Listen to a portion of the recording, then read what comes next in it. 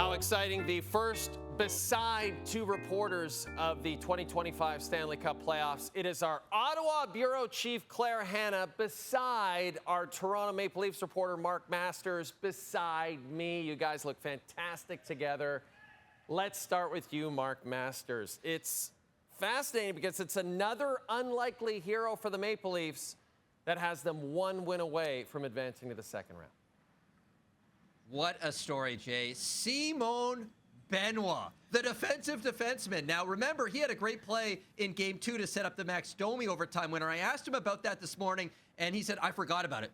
He wouldn't talk about it. I asked him, does it give you more confidence to be part of a play like that? He's like, no, I'm not even talking about it. So he had his game face on, and he wasn't sure how to respond, react when the goal goes in because it's such an unlikely situation.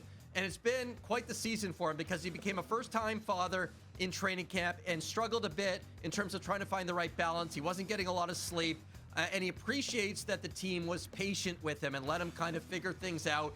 He played his best hockey down the stretch, and he's continued that into the playoffs. Teammates absolutely thrilled for him to see him get a moment like that. Now, I am not sure he scored that goal.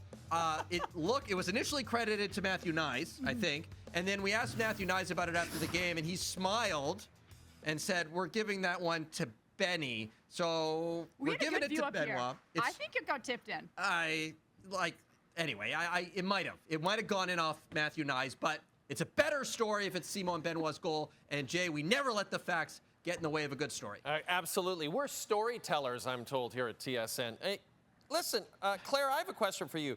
Brady Tkachuk, before this game, he said it's a dream of his, and it's been a dream of his ever since he stepped foot in Ottawa to see those white rally towels going at the Canadian Tire Center in a playoff game. And the crowd went absolutely wild when he sent this game to overtime. How did he describe that moment after Game 3? Well, there aren't a lot of players that have played over 500 NHL games and are making their playoff debut after that amount of games. And he said that when he first came onto the ice for warm-ups, he had immediate goosebumps. He looked around, he saw all the white towels. It was just a big moment for him. And he also had his family in the crowd. We know how close the Tkachuk family is. We've seen Brady support his brother Matthew in the playoffs. We saw him there when he won a Stanley Cup with Florida last year. And he said it was emotional having his family in the crowd watching him in the playoffs. Of course, Matthew's not here because he's doing his own playoff run.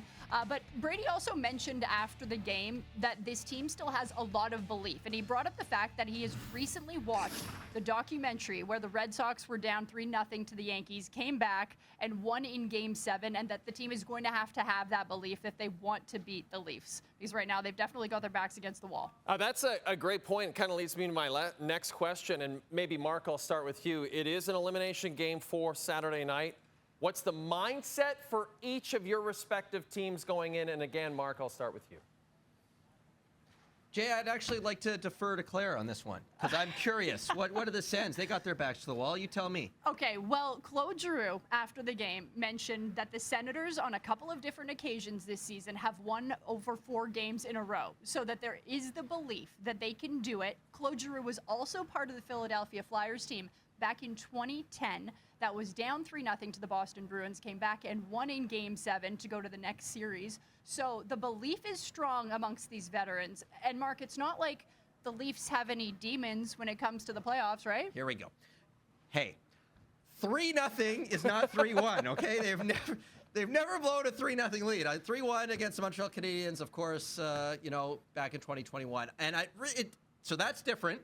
And it does feel different this year, okay? It feels like the Leafs have figured out the secret sauce under Craig Berube here. They're playing really well defensively, very hard for Ottawa to generate anything. And then special teams and goaltending. Anthony Stolarz, solid as a rock back there, very composed, Sens trying to get under his skin. He told the referees, you look after me, you have my back, I'll behave tonight. No sort of kind of lumberjack routine on Ridley Gregg in front. And then the special teams, another power play goal. I know the 5-on-3 goal goes in, but the penalty kill, they're happy with that. Matthew Nyes on the power play. He says, I just get my big butt in front and let the 4 superstars do their thing around me. The vibes are good, Jay. The Leafs are in a good spot. They just want to keep the positive train going here, and it's hard for me to see them losing. You sound pretty defensive for how confident your facts are. I'm just saying, 3-0 is not 3-1, and it does feel different, Jay. I could listen to you two talk all day. I love the chemistry here. I hope this series goes 7 so we get a little bit more of beside to report.